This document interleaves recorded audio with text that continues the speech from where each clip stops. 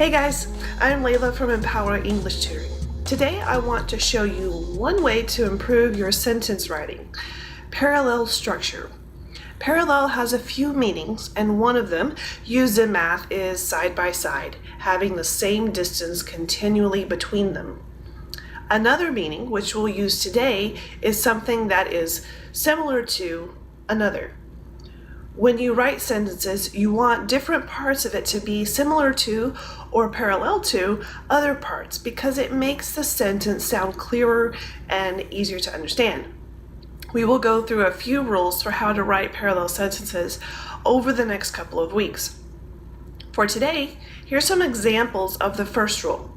Compare these sentences. I don't like to party or drinking too much. I don't like partying or drinking too much.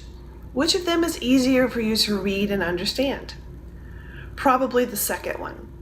By repeating a grammatical structure, here, ing, when you're using the conjunction and to connect two parts of a sentence, it's easier to read and understand.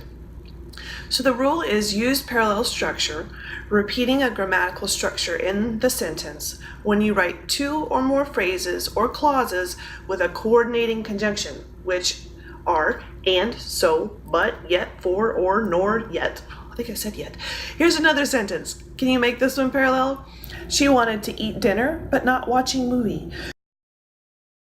The answer would be, she wanted to eat dinner, but not watch a movie. Here, we repeat the basic form of the verb. Here's another practice example. My mother likes to eat, work, and napping. The answer here would be, my mother likes eating, working, and napping.